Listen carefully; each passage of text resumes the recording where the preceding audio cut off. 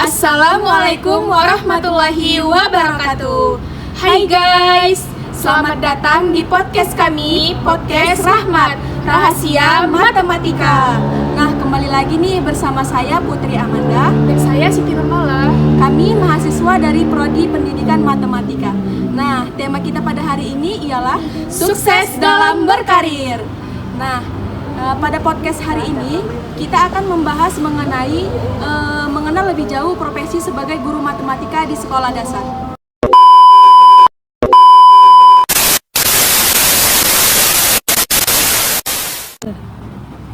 Jadi hari ini kita kedatangan narasumber kita yang sangat cantik nih.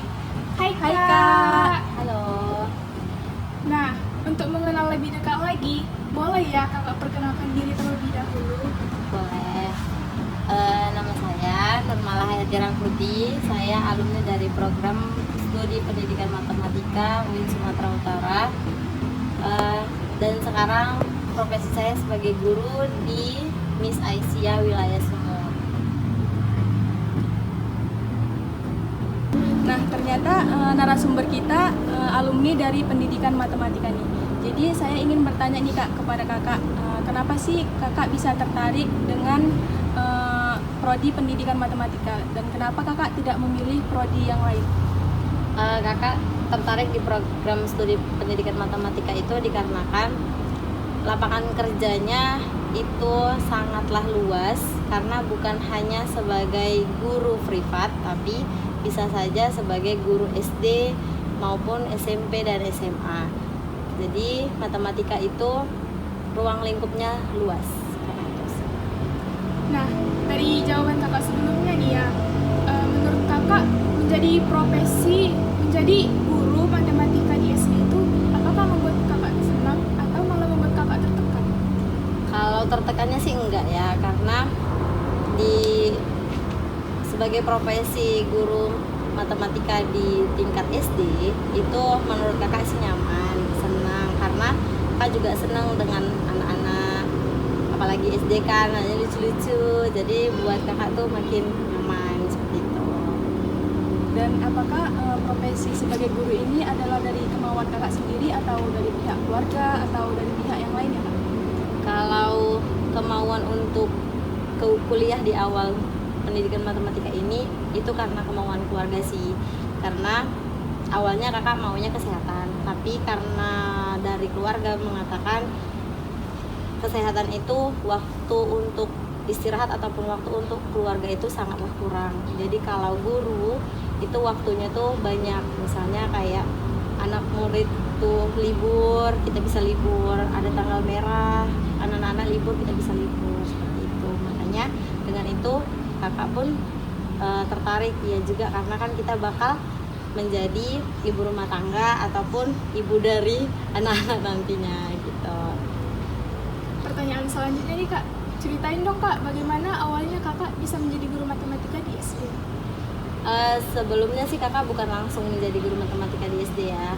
Kakak tuh awalnya di semester 3 kuliah, kakak sudah ada tawaran sebagai guru TK sekaligus operator sekolah. Nah di situ sekaligus kakak belajar gimana cara mengerjakan dapodik apa segala macam, dan gimana cara kita memberanikan diri depan anak-anak biar supaya kita tuh lebih percaya diri akan apa yang kita sampaikan ke anak-anak.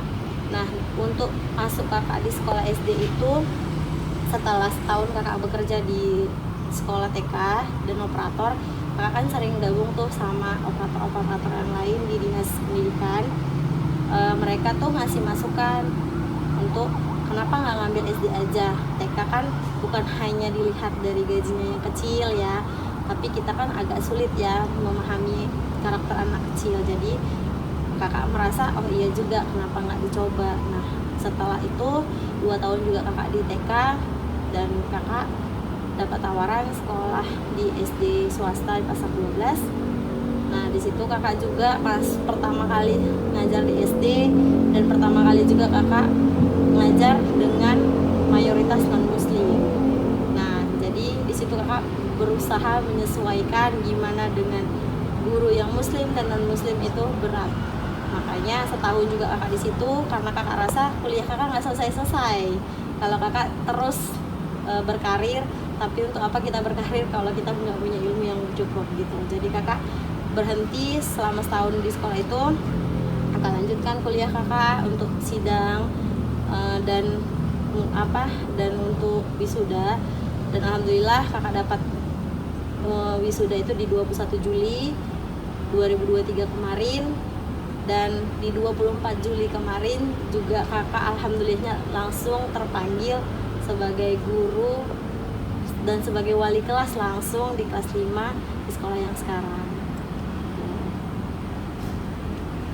Nah, pertanyaan selanjutnya ini Kak, kalau boleh tahu strategi apa sih yang Kakak lakukan untuk menarik perhatian siswa dalam mata pelajaran matematika? Kalau dibilang strategi itu nggak sama kayak yang kita biasa pelajari di kuliah ya. Strategi itu kan bukan hanya terpatok dengan kayak modul-modul. Nah, tapi kita bisa strategi itu membangun kepercayaan diri siswa dengan cara gimana kita buat lingkungan belajar itu yang nyaman. Jadi kakak tuh dengan buat kerja kelompok ataupun diskusi, dan juga kakak sering menggunakan media-media pembelajaran agar terlihat tertarik kepada matematika gitu. Kakak ini kan tadi sudah menjelaskan bahwa kakak alumni dari pendidikan matematika nih.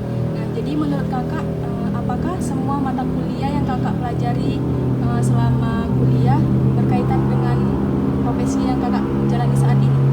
Kalau dibilang semua mata kuliah kita itu terjalani semua, itu enggak sih ya. Cuman hanya beberapa yang mata kuliah kita jalanin itu memang terlaksana di lapangan. Apalagi kayak matematika kita banyak kan PDL, PDE, terus matematika itu terbagi aljabar, struktur aljabar ring, nah banyak itu. Tapi ternyata di lapangan tidak sesulit yang kita kerjakan di kuliah gitu. Bahkan lebih asik di dunia pekerjaan karena kita rasakan matematika kita monoton dengan itu aja, rumusnya itu aja. Nah, tapi di lapangan kita juga bisa memakai pengalaman kita selama belajar beberapa tahun dari SD, SMP, dan SMA gitu. Jadi menurut kakak sih nggak ada yang terlalu dipakai kali sih yang dari kuliah. Di kuliah itu hanya mengulangi kelupaan kita dari SD sampai SMA, dan itulah yang kita hasilkan untuk mendapatkan gelar kita gitu. Nah, dari penjelasan kakak yang tadi kan, ada nggak sih kak kata-kata motivasi atau quotes yang ingin kakak sampaikan kepada kita nih sebagai mahasiswa program studi pendidikan matematika? Quotesnya sih nggak banyak ya, cuman kakak cuma bilang rumus matematika itu bukan untuk dihafal, tapi untuk dipahami. Jangan pandang matematika dengan kesulitannya, tapi pandang dan sayangilah terlebih dahulu gurunya agar bisa nyaman dengan mata pelajaran yang diampu oleh gurunya. Gitu. Terima kasih ya kak atas quotes dan kata-kata motivasi yang telah kakak berikan kepada kami. Nah, narasumber kita sudah menjelaskan dan memberikan motivasi kepada kita. Semoga motivasi yang narasumber berikan kepada kita dapat memberikan manfaat kepada kita semua dan menjadikan motivasi kepada kita untuk dapat mengejar dunia karir.